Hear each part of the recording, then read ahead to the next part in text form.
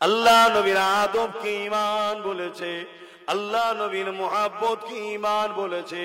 অতএব পৃথিবী যেই হোক না কেন, আমার নবী পাক থেকে আমাদেরকে সরাতে কখনো কেউ পারবে না। আবু জেহেল চেয়েছিল, উমাইয়া চেয়েছিল, উতবা সাইবা চেয়েছিল হযরতে বেলালকে আমার রাসূলুল্লাহ থেকে সরাবার, কিন্তু হযরতে বেলাল রক্তাক্ত হয়ে যাবার পরও ওই মক্কার বাজারে একটাই কথা বলেছিল, এ উমাইয়া, তুমি আমাকে যদি মারতে মারতে মেরেও ফেলো, আমার যেখানে আমি রাসূলুল্লাহকে রেখেছি ওই জায়গা থেকে আল্লাহ ও রাসূলকে বার কখনো কেউ করতে পারবে না। হাত্তা কে আম্মা জান হযরত সুমাইয়া হুজুরকে আবু জেহেল ডেকে নিয়ে গিয়ে, সামন কুরুদবা সাইবা সবাই ডেকে নিয়ে গিয়ে সুমাইয়াকে বলতে লেগেছে, এ সুমাইয়া রে, আল্লাহকে ছেড়ে দাও, রাসূলকে ছেড়ে দাও, না হয় তোমার উপরে অনেক জুলুম হবে। আম্মা সুমাইয়াকে নানান দিক দিয়ে অত্যাচার করেছে, জুলুম করেছে। এই অত্যাচার আম্মা সুমাইয়া সহ্য করতে লেগেছে, আর বারবার আসমানের দিকে মাথা তুলে বলতে লেগেছে, ও আমার আল্লাহ, আমি সুমাইয়াকে এত জুলুম করছে কেননা আমি আপনাকে মানি, আপনার হাবিবকে মানি। এই আমার আল্লাহ, আমি সুমাইয়ার উপরে জুলুম হচ্ছে, আমি সুমাইয়া এই মুহূর্তে আপনার কাছে একটাই তামান্না করব, এদের জুলুমের কাছে আমি সুমাইয়া যেন নত না হয়ে যায়, আমি সুমাইয়া যেন ঘামড়ে না যায়, আমি সুমাইয়ার ঈমান যেন নষ্ট না হয়ে যায়। এ আল্লাহ, আপনি আমার ঈমানকে হেফাজত করবে।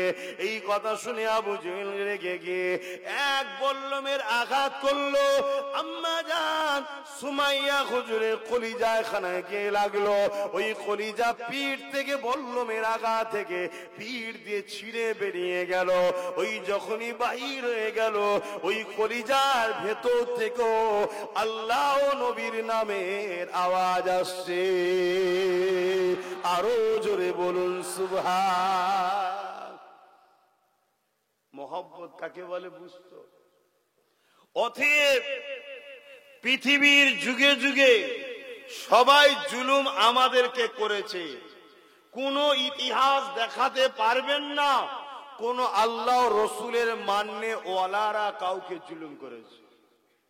এখন এ কথা যেই বলবো, কেউ তো বলতে পারে, কেন দুর্গাপুরে এই তো রিসেন্ট 4 জন মুসলমান নাকি রেপ করেছে, কদিন আগে ঘটলো তো নাকি? আপনি 4 জন মুসলমান দেখলেন, কেন 4 জন টিএমসি নয়? এটাই তো পলিসি, এটাই পলিসি। আজকে প্রচার করছে, প্রচার করা হচ্ছে, বিজেপির লোকেরা প্রচার করছে কি দুর্গাপুরে মুসলমান রেপ করেছে, মুসলমান রেপ করেছে, মুসলমান রেপ করেছে। আরে মূর্খ, তোদের রাজনীতি করার কোনো ইস্যু নেই, সবসময় হিন্দু মুসলমানই করবি কেন? দুর্গাপুরে যারা রেপ করেছে তারা তো টিএমসি, তারা তো মুসলমান নয়। তো আপনি ভাববেন কি বলছেন, টিএমসি করলে কি মুসলমান থাকে না? আমি ওটা বলছি না, মুসলমান আলাদা জিনিস, টিএমসি আলাদা জিনিস। মুসলমান যাকে খুশি ভালো লাগে দল করতে পারে, কিন্তু মুসলমান কোনদিন দলের জন্য কাউকে জুলুম করতে পারে না, খুন করতে পারে না, মারতে পারে না। কেন? ইসলাম জুলুম করাকে হারাম করেছে, আর ইসলাম জুলুমকারীকে ইসলাম থেকে বাদ হয়ে যাওয়ার কথা ঘোষণা দিয়েছে। শুনছেন তো নাকি? কিন্তু এরা পলিসিটা কেমন করছে দেখেছেন? শুধু বদনাম করো মুসলমানকে। এই আমি কথাটা বললাম, কষ্ট পেলেন নাকি? এটা বুঝতে হবে বাপ, অন্ধ হয়ে থেকো না, তোমাদেরকে জড়ানো হচ্ছে, ফাঁসানো হচ্ছে।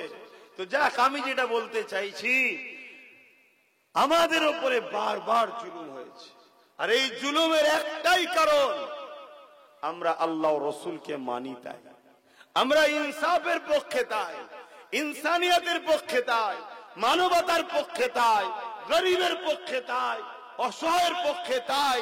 বারবার আমাদের উপরে জুলুম করেছে। কারা জুলুম করেছে? এক শ্রেণীর মানুষ। কয় শ্রেণীর মানুষ? এক শ্রেণীর মানুষ। তারা কারা? যারা ক্ষমতার জোরে মানুষের প্রভু হবার স্বপ্ন দেখে। ক্ষমতার জোরে, বলুন বলুন, মানুষের প্রভু হবার স্বপ্ন দেখে, তারা বারবার আমাদের উপরে জুলুম করেছে। কেন? তারা দেখেছে ইসলামকে যদি মিটানো না যায়, ইসলামের অনুসারীদেরকে যদি মিটানো না যায়, ফেরাউন যত শক্তিশালী হোক না কেন মুসা বাহিনী তাকে মিটিয়ে দিয়েছে। নমরুদ যত শক্তিশালী হোক না কেন ইব্রাহিম নবীর বাহিনী তাকে মিটিয়ে দিয়েছে। অবশ্যই সব জায়গায় আল্লাহরই সাহায্যে। জোরে বলুন সুবহানাল্লাহ। তাই আজকের দিনও যারা ক্ষমতার জোরে মানুষের প্রভু হতে চায়, সে হতে পারে আমেরিকার শাসক, হতে পারে ব্রিটেনের শাসক, হতে পারে প্যারিসের ফ্রান্সের শাসক, হতে পারে আমার ভারতবর্ষের বর্তমান 2014 থেকে আসা শাসক, যেই হোক, এরা মানুষের প্রভু হতে চায়। এরা ক্ষমতার জোরে মানুষের মাথায় বসবে, মানুষ এদের হুকুমের গোলাম হবে, মানুষ এদের দাসত্ব করবে। এই মহল এরা তৈরি করতে চায়। এই মহল করার আগে এরা সর্বপ্রথম দুটো কাজ করে। প্রথম কাজ হলো মানুষকে মূর্খ বানায়, দ্বিতীয় কাজ হলো মানুষকে গরিব বানায়। এই কাজটা কি ফেরাউনের ছিল না? ছিল না। তাহলে এরা কি ফেরাউন নয়? এক কথা বলছো না, কিন্তু এদের বিষয়ে বলবে না, মরা ফেরাউনের বিরুদ্ধে বলবে। শুনছেন তো নাকি? মরা ফেরাউন নিয়ে বলো, কিন্তু মরা ফেরাউনের ওয়াকিয়া আল্লাহ কোরআনে শুনিয়েছে। কেন? যুগে যুগে ফেরাউন আসবে, ওই ফেরাউনের সাথে এই ফেরাউনের টালি করে দেখবে, যার সাথে ওই ফেরাউনের আখলাক পাবে, তার বিরুদ্ধে লড়াই করা মুসা নবীর যেমন দায়িত্ব, মুসা নবীর উম্মতের যেমন দায়িত্ব ছিল, আল্লাহ আমাদেরকেও শোনাচ্ছে, উম্মতে মুহাম্মাদি তোমাদেরকেও লড়তে হবে। তার বিরুদ্ধে লড়ে ফেরাউন মিটিয়ে বনি ইসরাইলকে যেমন মুসা নবীর ওসিলায় আল্লাহ আজাদ দিয়েছে, তোমরাও ফেরাউনের বিরুদ্ধে লড়ো। আমরাও তোমাদেরকে, আমি আল্লাহ তোমাদেরকে সাহায্য করে মানুষ্য জাতিকে আজাদ দেবো। জোরে বলুন সুবহানাল্লাহ। কিন্তু এই লড়াই হয়, একটু হ্যাকি না বলুন। আবার আব্বাস সিদ্দিকী যখন লড়াই করবে, আমার আজকে কাটিং করে ছড়াবে, আমার ফটোকে এআই করবে, আমার বক্তব্যকে এডিট করবে, 30 সেকেন্ডের বক্তব্য, 1 মিনিটের বক্তব্য ছেড়ে দিয়ে সমাজের মুসলমানের কাছে প্রমাণ করতে চাইবে যে আব্বাস কোরআন হাদিসের বিরুদ্ধে এবং বিজেপির লোক। শুনছেন তো নাকি? এই চেষ্টা চলছে না চলে না? আমি কি ভুল বলছি? আর কি করবে? যখন তারপরও বাজার যখন খাচ্ছে না, তারপরও সমাজ খাচ্ছে না যখন, তখন বাপ মা তুলে গাল দিচ্ছে, যাতে করে আব্বাস সিদ্দিকী ভয়ে সরে যায়। অবশ্যই আমার কাছে আমার বাপ মা সম্পদের জিনিস, দামি জিনিস, ঠিক না বেঠিক? আমরা গালাজের বদলে গালিগালাজ বলতে পারি না, পারবো না, এটা শোভা দেয় না। কথা বুঝে আসছে? কিন্তু মনে রাখবেন, এমনও চক্রান্ত চলছে, ভালো ভালো ঘরের ছেলেদের বক্তব্যকে এডিট করে গালিগালাজও সমাজে ছড়ানো হচ্ছে। আমার পরিবারেরও কার কার বক্তব্যকে এমন করে এডিট করেছে, পুরো দেখলে মনে হবে যেন উনিই বলছে। এখন সব করা যায় না, যায় না, কণ্ঠ নকল করা যায় না, যায় না, পুরো দিয়ে ছাড়ছে। কেন? যাতে করে ফুরফুরা সিলসিলার ভক্ত অনুসারীদের ঘরে ফুরফুরা থেকে সরানো যায়। ফুরফুরা থেকে সরালে কার লাভ, আর না সরাতে পারলে কার লস? ফুরফুরা থেকে সরাতে না পারলে নাগপুরের লস। শুনছেন তো নাকি? কেন? বাংলায় তুমি যাই করো নাই করো, একটাকে ফুরফুরাতে কোটি কোটি লোক এক জায়গায় হয়ে যাবে, ঠিক না বেঠিক? পশ্চিম বাংলায় আরো সিলসিলা আছে, আমি কাউকে ছোট করছি না, যে যার জায়গায় থাকুক, তারা অন্য জায়গায় বৃহৎ হলো, পশ্চিম বাংলায় কিন্তু বৃহৎ হলো ফুরফুরা দাদা হুজুর। জোরে বলুন সুবহানাল্লাহ। এটা সত্য না মিথ্যা? আর যারা সিলসিলা আছে তারা অন্য জায়গায় হয়তো বৃহৎ, আমি অস্বীকার করছি না, কিন্তু পশ্চিম বাংলায় এক কথাতে সবাই ফুরফুরা মুখী হয়ে আছে। এই ফুরফুরাকে যদি টুকরো না করা যায়, এই ফুরফুরা শরীফকে যদি শেষ না করা যায়, তাহলে আমাদের যে লক্ষ্য মুসলমানদেরকে মিটিয়ে দেওয়া, এই বাধা হয়ে দাঁড়াবে ফুরফুরা। কথা মাথায় ঢুকছে? এগুলো অনেক রকম চক্রান্ত চলছে, হাজারো চক্রান্তরা চক্রান্ত করবে, কিন্তু মনে রাখবেন ফয়সাল আল্লাহ পাকের কুদরতিয়াতে আবু জেহেল চক্রান্ত করেছিল আমার নবী পাককে কুয়াতে ফেলবে, কুয়া খনন করে দিয়েছিল। এই যুবকেরা, তরুণেরা, বাপেরা আবু জেহেল দেখতে এসেছে মুহাম্মদ রাসূল কুয়াতে পড়ল কিনা। এই দেখতে এসেছে যখন, আল্লাহ পাক আবু জেহেলের স্মৃতিকে হিরাস করে দিয়েছে। সে বেখেয়াল হয়ে গেছে, সে ভুলে গেছে আরে কুয়াটা খুললাম কোথায়। উপরে হালকা ফালকা কিছু চাপাতে দিয়েছে যাবার পথে, যাতে হুজুর যাবে আর কুয়াতে পড়ে যাবে, আবু জেহেল এসে মাটি চাপাতে দেবে।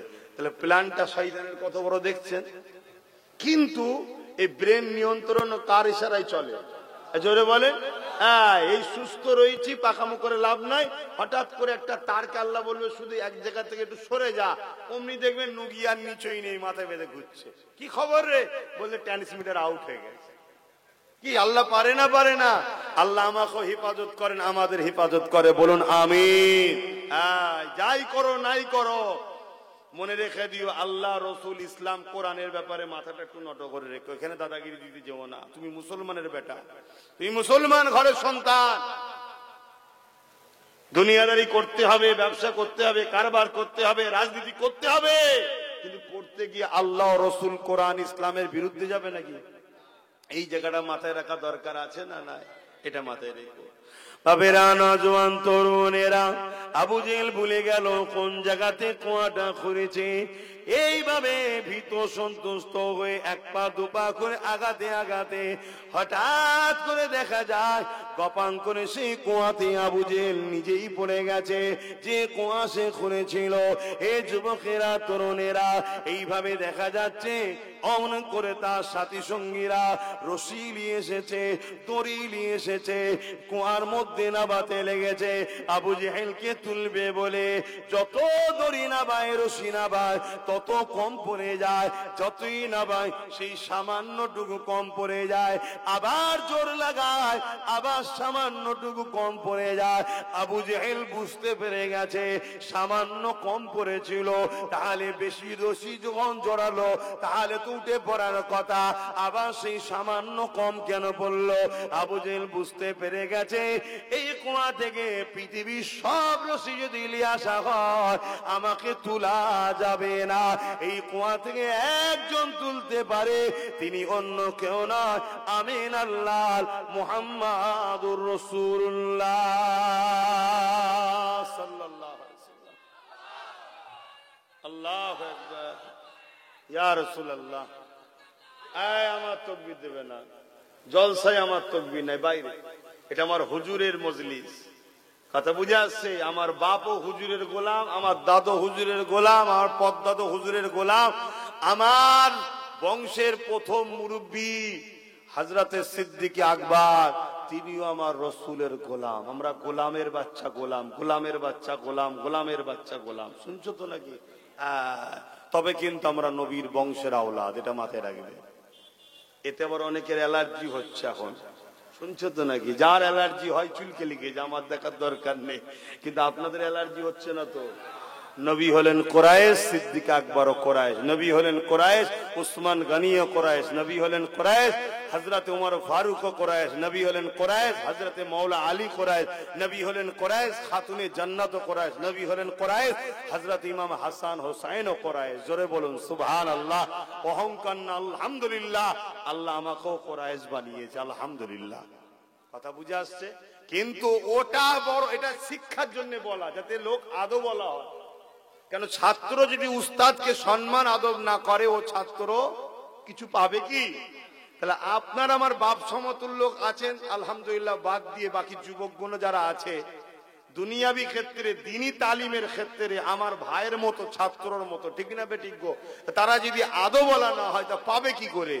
এজন্যই শিক্ষা দিবার জন্য বলা হয় আমরা হলাম আওলাদে রসুল, আহলে রসুল, নবীর খানদানের সন্তান আমরা। জোরে বলুন আলহামদুলিল্লাহ।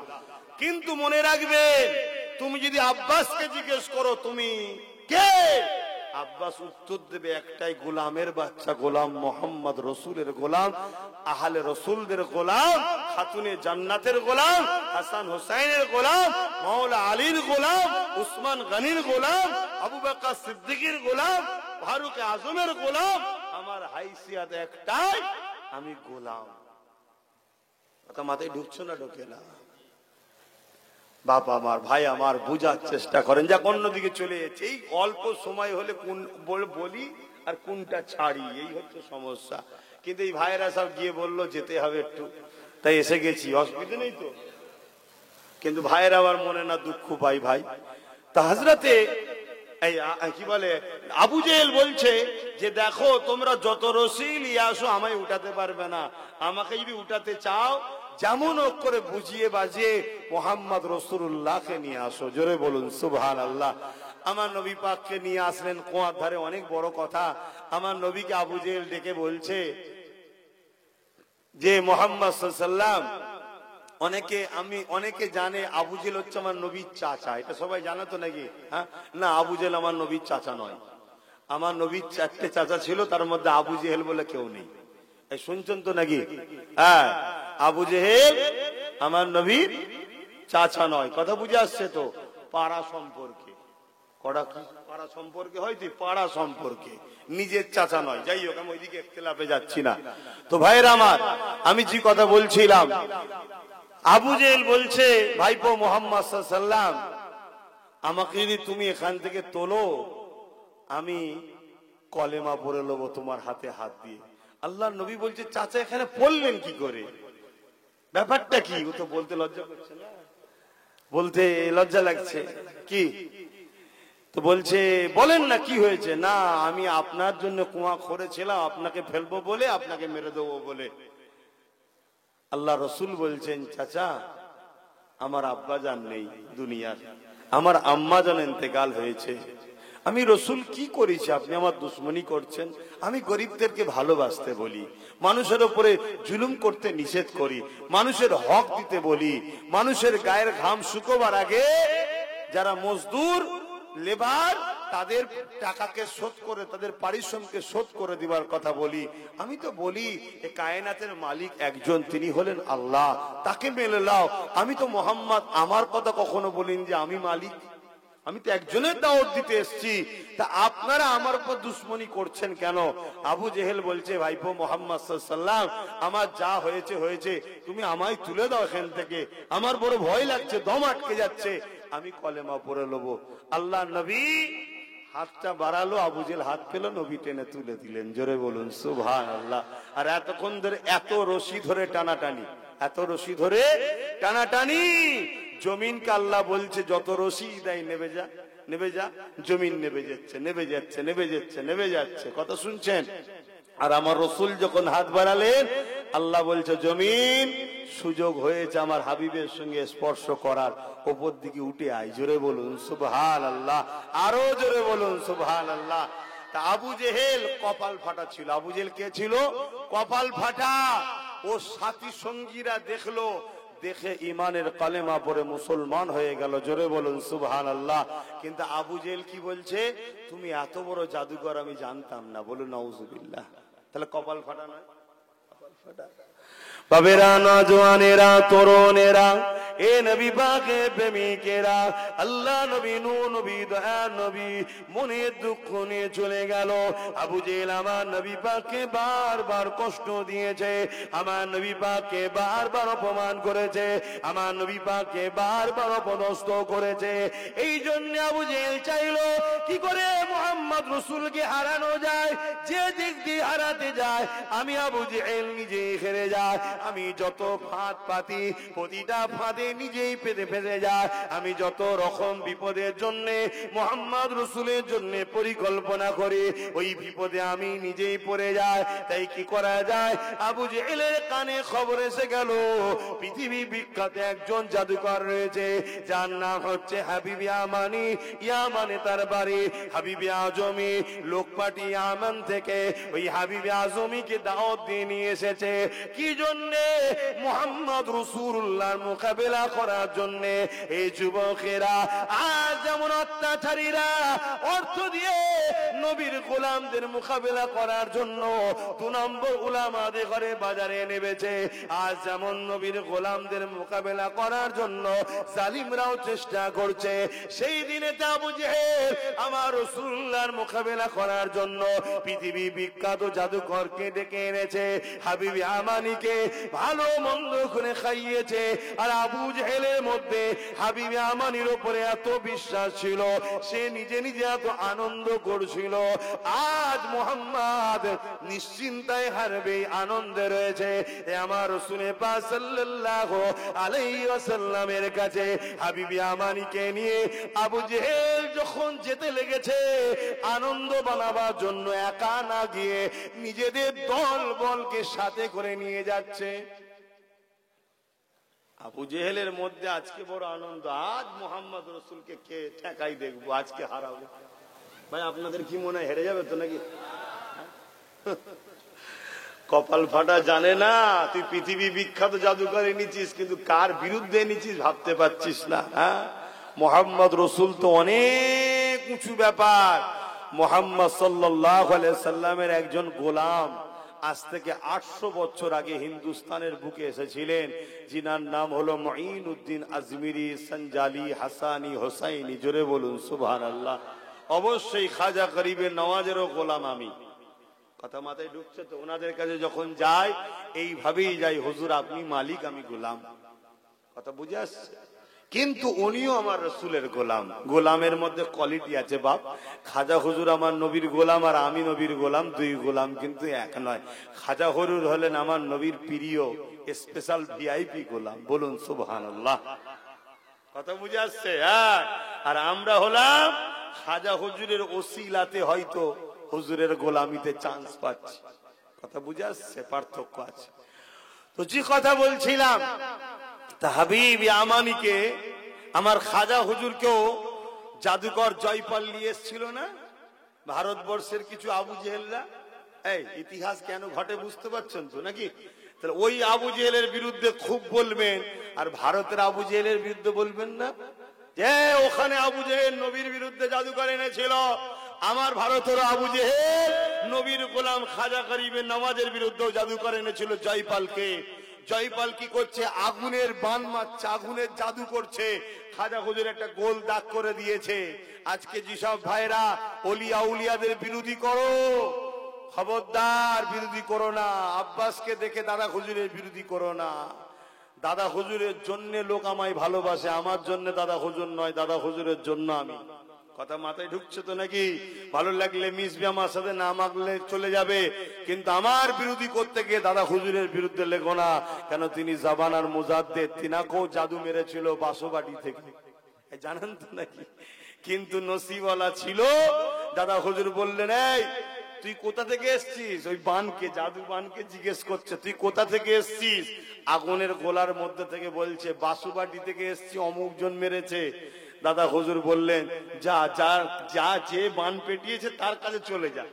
যখন গেছে সে বেচারি তো বিপদে পড়ে গেছে, জ্বালা শুরু হয়ে গেছে। যাক, এসব বেশি আলোচনা কেন করিনি। তিনি পরবর্তীতে এসে দাদা হুজুরের কাছে ক্ষমা চেয়ে দাদা হুজুরের হাতে বায়াত হয়ে আল্লাহর ওলি হয়ে গেছে। জোরে বলুন সুবহানাল্লাহ। আর পৃথ্বীরাজও কিন্তু আল্লাহর ওলি হয়েছে, জানেন তো নাকি? এটা জানা নেই?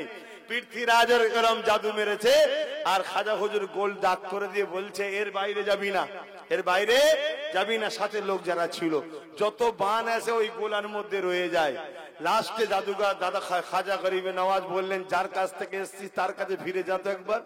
যখনই বলেছে এবার আগুনের গোলা তারা করেছে, তো পৃথ্বীরাজ এত বড় জাদুঘর ছিল, এখনকার চুনোপুটি টাইপের নয়, এখন কিছু বাবা বেরিয়েছে, জানেন তো নাকি?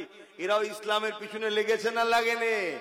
এসব তো ছোটখাটো বাবা, চারানার বাবা, কিন্তু পৃথ্বীরাজ ছিল বিশাল বড় কিন্তু জাদুকর। এত বড় তার জাদু পাওয়ার ছিল, সে ওই পাওয়ারের চোটে আকাশে উড়ে উড়ে যাচ্ছে, পালিয়ে যাচ্ছে। জয়পাল জাদুকর জয়পাল আকাশে উড়ে উড়ে চলে যাচ্ছে। গরিবের নওয়াজ খরমকে বললেন, যা ওকে নাবিয়ে লিয়ায়। আল্লাহর ওলিদের কথা খরম তার পায়ের জুতাও শোনে। জোরে বলুন সুবহানাল্লাহ। কেন শোনে ভাই? কেন? আল্লাহ হাদিসে কুরসির মধ্যে বলেছে, ওলিদের মুখ থেকে কথা হয় আল্লাহর। জোরে বলুন সুবহানাল্লাহ। তাই খাজা হুজুর যখন বলেছে ওই জুতা গিয়ে জাদুকর জয়পালের মাথায় বাড়ি দিচ্ছে, আমি তো মাঝে মাঝে বলি বারেক জুতোর মারটা মাথায় পড়েছিল, তাই জয়পালের কপাল খুলে গেছে, জুতোর মার খেয়ে ব্রেন খুলে গেছে। নিচেই নেমে এসে গরিবের নওয়াজের কাছে তওবা করে ইমানের কালেমা পড়ে ইসলাম কবুল করে আল্লাহর ওলি হয়ে গেছে। জোরে বলুন সুবহানাল্লাহ। বাপেরা, আমি আমার রাসূলুল্লাহর কথাটা একটু শেষ করি। এ নওজওয়ানেরা, আবু জেহেল বড় খুশি আনন্দের মধ্যে রয়েছে। মুহাম্মদ রাসূলুল্লাহকে আজ পরাজিত করে দেব এমন করে হাবিব আমানিকে ভালো মন্দ করে খাইয়ে এমন করে আমার রাসূলুল্লাহর খোঁজে বেরিয়েছে। আর আমার নবী পাক ঈশা নামাজ পড়ে নিয়ে এমন করে চাঁদনি রাত, পুরো চাঁদ উঠেছে। ওই চাঁদনি রাতে আবু কুবাইস পাহাড়ের ধারে আল্লাহ নবী হাঁটাহাঁটি করতেছিল। আবু যে লোকবল নিয়ে গিয়ে জাদুকর পীর তেমন করে হাবিব আমানিকে সাথে করে নিয়ে আল্লাহ নবীর কদমের কাছে হাজির হয়ে যায়। আবু জেহেল গিয়ে গিয়ে বলতে লাগলো, হে মুহাম্মদ সাল্লাল্লাহু আলাইহি ওয়াসাল্লাম, ইনি হলেন ইয়ামিনের লোক, ইনি তোমাকে কিছু প্রশ্ন করতে চায়। এই যে জাদুকর ওটা কিন্তু বলেনি, ইনি ইয়ামিন থেকে এসেছে, তোমাকে কিছু প্রশ্ন করতে চায়। আল্লাহ নবী বললেন, কি প্রশ্ন করতে আপনি চান? ওই সময় হাবিব আমানি বলল, শুনেছি আপনি নাকি নবী দাবি করেছে, আর আবু জেহেল বলেছে মুহাম্মদ রাসূল হলো জাদুকর, তাই আমার রাসূলুল্লাহ জাদুকর না সত্যি নবী এটা জানার জন্য হাবিব আমানি বলতে লাগলো, আপনি কিছু মুজিজা করে দেখান, অলৌকিক কিছু করে দেখান। কেন নবীদের দ্বারা মুজিজা হয় আর ওলিদের দ্বারা কারামত হয়। এই জন্য হাবিব আমানি বলল, আপনি মুজিজা দেখান, তবে আমার শর্ত হলো মুজিজা জমিনের উপরে দেখালে চলবে না, আসমানে দেখাতে হবে। এখানে একটা প্রশ্ন হতে পারে, হাবিব আমানি জমিনে মুজিজা দেখতে কেন চাইলো না, আসমানে কেন দেখতে চাইলো? হাবিব আমানি জানে জাদু জমিনের উপরে চলে, আসমানে চলে না। যদি আসমানে কিছু হয় তাহলে জানতে হবে মুহাম্মদ সাল্লাল্লাহু আলাইহি ওয়াসাল্লাম। আবু জেহেল বলছিল যে জাদুকর, জাদুকর নয়, ইনি নবী। কেন জাদু দুনিয়ায় চলে, আসমানে জোরে বলো চলে না। আজকে যারা আমার নবীর বিরোধী করছে, ওই সব ভণ্ড বাবাদের বলবো আর ভণ্ড জালিম নেতাদের বলবো, আসো মুহাম্মদ রাসূলের মোকাবেলায় আসো। হুজুরের গোলাম আমরা রয়েছি, হুজুর তো অনেক শানওয়ালা, অনেক মাকামওয়ালা, হুজুরের গোলামদের মোকাবেলায় আসো। বেশি নয়, সুন্দরবন জঙ্গলে ছাড়া বাঘের মাথায় হাত বুলানো হবে। শুনছেন তো নাকি? নবীর গোলামরা যে হাত বুলাবে, আর গোলামদের পক্ষ থেকে চ্যালেঞ্জ, আলহামদুলিল্লাহ আমি অ্যাকসেপ্ট করতে রাজি আছি, আমি যেতে রাজি আছি। শুনছেন তো নাকি? আলহামদুলিল্লাহ। এই কথা শুনে হয়তো কিছু মুনাফিক মুসলমান এটাকে লেও টোল করতে পারে, যে ছাড়বে ছেড়ে টোল করতে পারে, কিন্তু এই মুনাফিকরা বুঝলো না যে আমি মুহাম্মদ রাসূলের ইজ্জতের পক্ষে দাঁড়িয়ে যাচ্ছি। আমি যত বড় আসামি হই না কেন, ইজ্জতটা মুহাম্মদ রাসূলের ব্যাপার, ওখানে আল্লাহ বিজয় দেবেই। জোরে বলুন সুবহানাল্লাহ। এই ঈমান যাদের নাই তারা কিসের মুসলমান? এই ঈমান যাদের নাই তারা কিসের মুসলমান? আমার বিশ্বাস, যখন মুহাম্মদ রাসূলের পক্ষ থেকে যাওয়া হবে যে মুহাম্মদ রাসূলের গোলাম যাচ্ছে, আমি যদি পৃথিবী বিখ্যাত পাপী হই, ইজ্জতটা মুহাম্মদ রাসূলের ব্যাপার, ওই জায়গায় আল্লাহ আমাকে বিজয় দেবে। হয়তো অন্য সময় পেলে বাঘ হয়তো খেয়েও নিতে পারে, আমি অস্বীকার করছি, কিন্তু এই সাহসিকতাটা আজকে মুসলিম সমাজ আমাদের নেই কেন?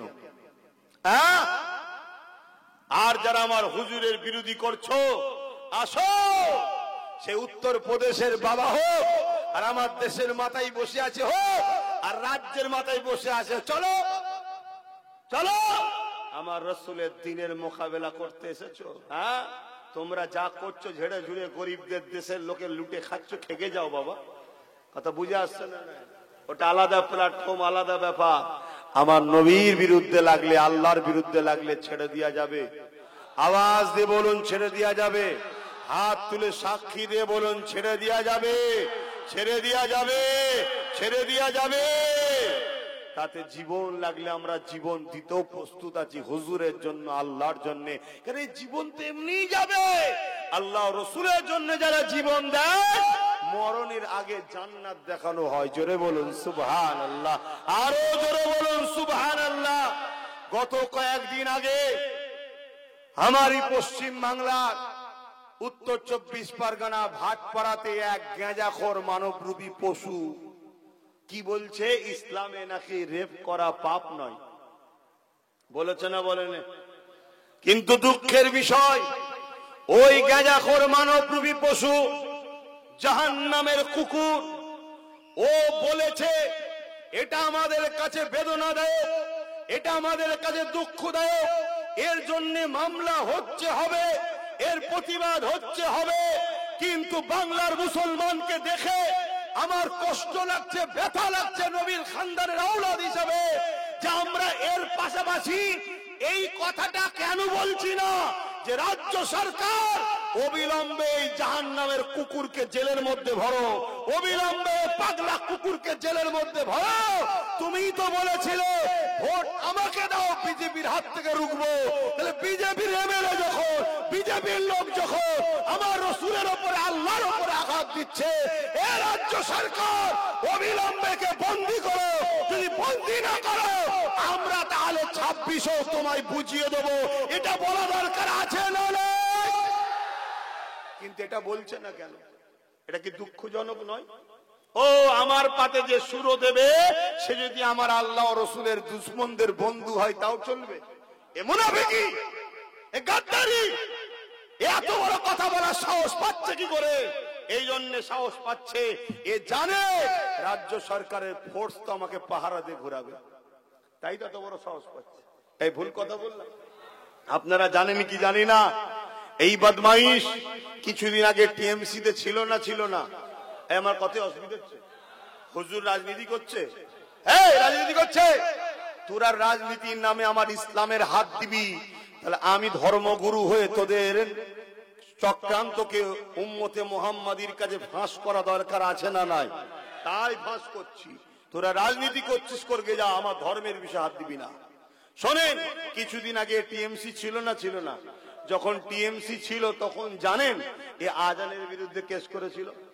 তাহলে আজানের বিরোধী কেসকারীকে যদি টিএমসির লোক এমএলএ বানায়, এমপি বানায়, টিকিট দেয়, সে যখন আল্লাহকে বা ইসলামের গায়ে বলবে যে রেপ করা কোনো পাপ নয়, তাকে মনে হয় রাজ্য সরকার ধরবে?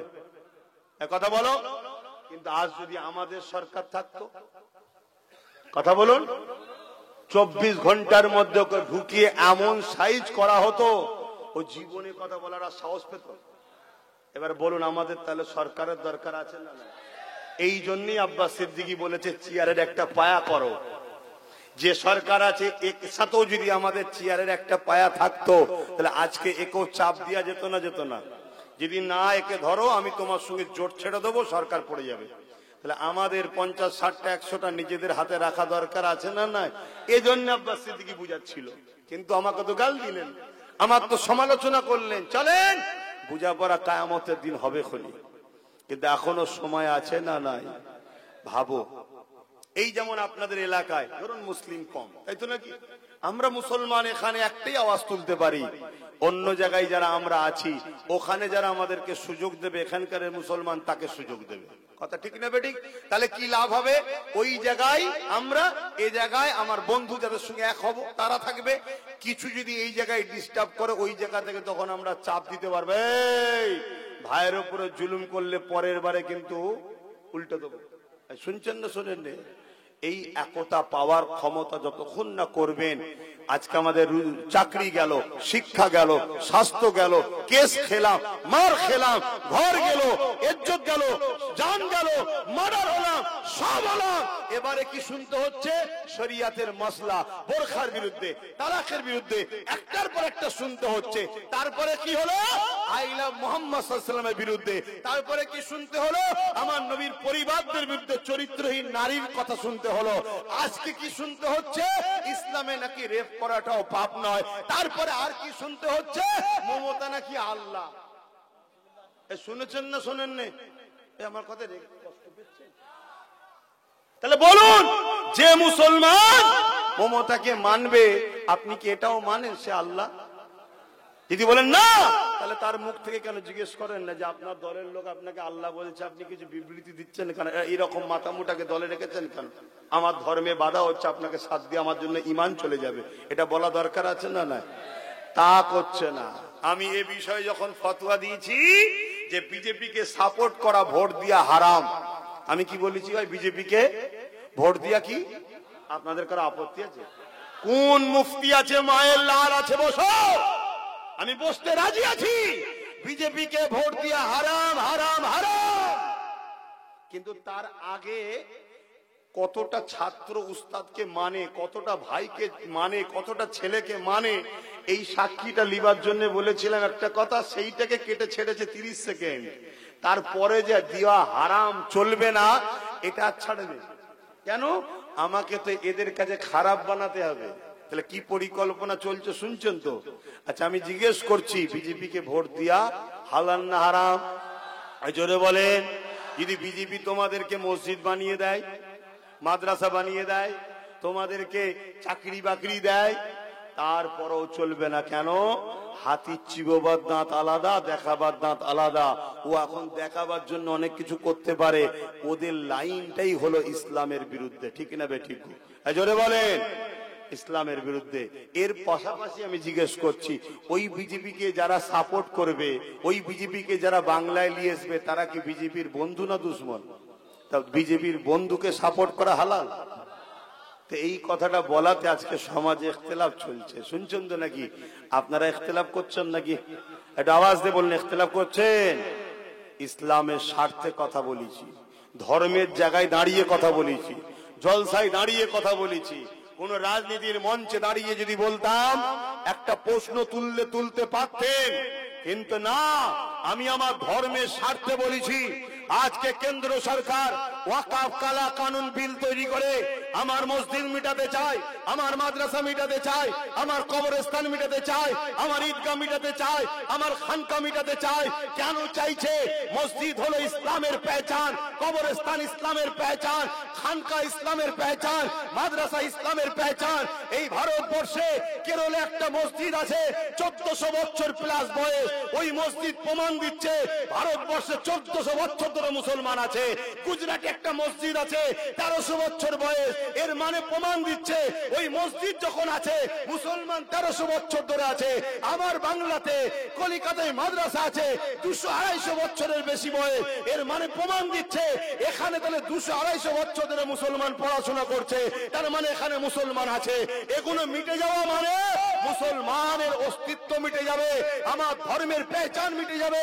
তাহলে বলুন, যে কেন্দ্র সরকার ক্ষমতার জোরে আমার ইসলামকে মিটাতে চাইবে, সেই সরকারকে ভোট দিয়ে ক্ষমতাশালী করে ঈমান থাকতে পারে না, তার বিরুদ্ধে লড়াই করে তাকে পরাজিত করা, এটা আমাদের ঈমানের দায়িত্ব আছে না? না।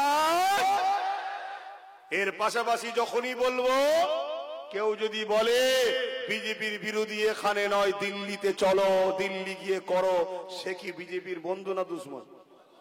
অর্থাৎ তোমার মসজিদ ভাঙবে বাংলায়, তোমার মাদ্রাসা ভাঙবে বাংলায়, তুমি বিরোধী করতে পারবে না, এর প্রতিবাদ করতে পারবে না। এই কথা যে বলবে, সে কি ইসলামের দুশ্মন নয়? জোরে বলো।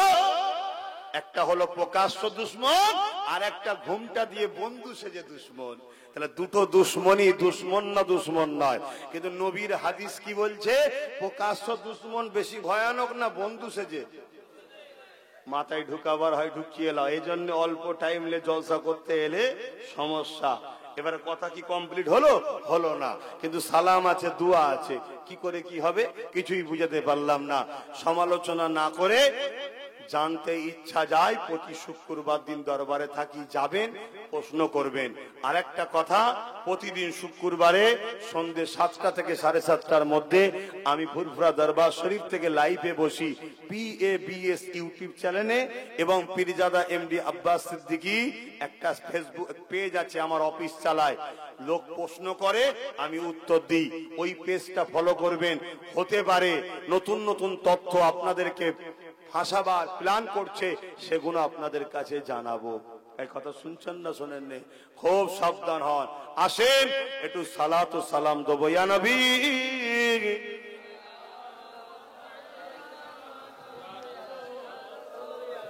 পাখাটা তো একটু ঘুরিয়ে দেবে, আমার পাখা পিঠেই লাগছে না। ও আমার কে লাগছে না, ওই দিক থেকে দেখতে।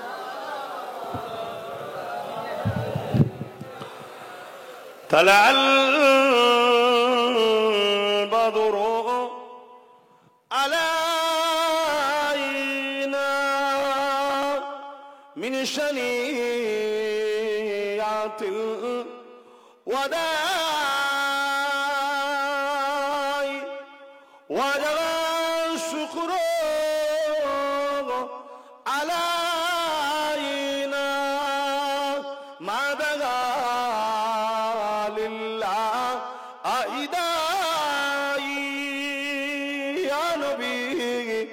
سلام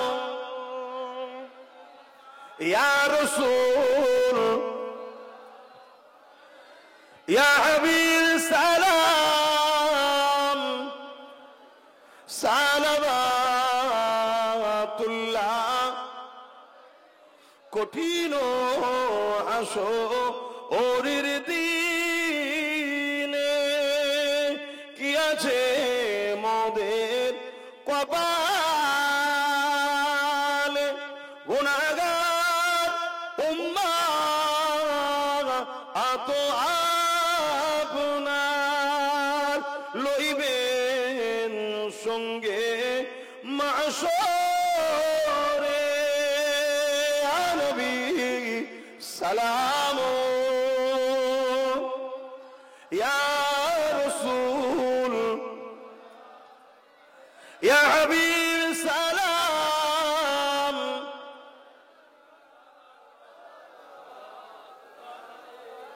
একদম দিল থেকে বলুন, আমার কথা যা বললাম কেউ কষ্ট পেয়েছেন? আপনাদের কাছে আল্লাহ আগে না দুনিয়া আগে? আপনাদের কাছে আল্লাহ আগে না বাপ মা আগে?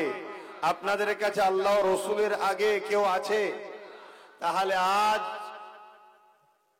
এক জালিম বিজেপি নেতা, অর্জুন সিং তার নাম, সে একটা মানবরূপী পশু। কি মানবরূপী পশু? জাহান্নামের একটা কুকুর।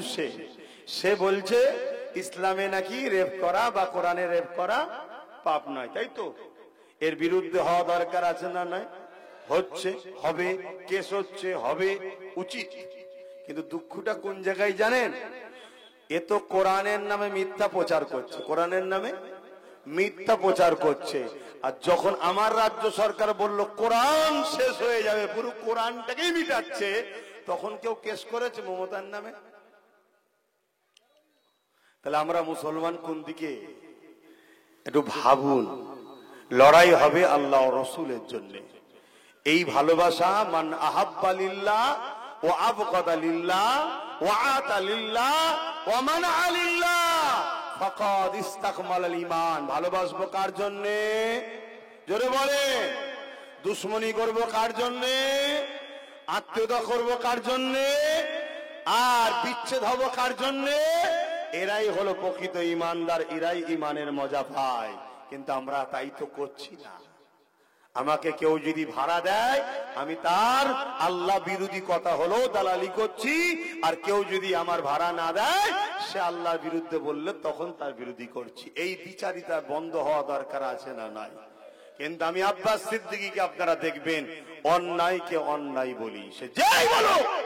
আমার দেশের প্রধানমন্ত্রী যদি ভুল কথা বলে, তার বিরুদ্ধে কথা হবে, ঠিক না বেঠে?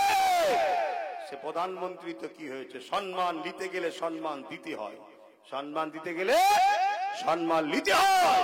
আপনি প্রধানমন্ত্রী, আপনার চেয়ারের সম্মান আছে, সম্মান দেবো, কিন্তু আপনাকে সম্মান নিতে গেলে সম্মান দিতে হয়। আপনি আমার রাজ্যের সিএম, আপনার চেয়ারের দাম আছে, সম্মান দেবো, কিন্তু আপনাকে সম্মান দিতে গেলে সম্মান দিতে হবে। আপনি আমার ইসলামকে আঘাত দেবেন, আমার কোরআনকে আঘাত দেবেন, আমার রসুলকে আঘাত দেবেন, আপনার প্রশাসন তাদেরকে গাইড দেবে, সে প্রধানমন্ত্রী হোক, রাজ্য সরকার হোক। আমরা জীবনে জান থাকতে হুজুর ও আল্লাহর গুস্তাখ যারা, তাদেরকে মেনে নিতে পারি না। যারা মেনে নেবে তারা ইমানদারও থাকতে পারে না। কথা মাথায় ঢুকছে না? ঢোকে না। ইমানটা কি? জানের থেকে আল্লাহ রসুলকে বেশি ভালোবাসার নাম ইমান। তো যাক, আমি কথা সংক্ষেপ করবো, একটু দোয়া করবো। সকলে বসুন গায়ে। বালাগাল ওলা বিকামালিহি।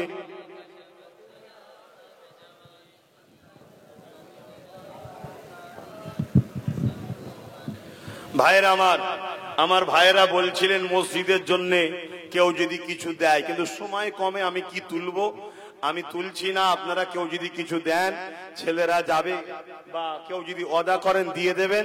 তবে আপনার গ্রামে আল্লাহর ঘর হবে, আল্লাহর ঘরেতে আমি 10,000 টাকা দিয়ে যাব। আল্লাহ যেন কবুল করেন আমাকে, আমার পরিবার, মা বাপ, ভাই বোন, বাচ্চার জন্য আল্লাহ যেন কবুল করে। বোন আল্লাহুম্মা আমিন।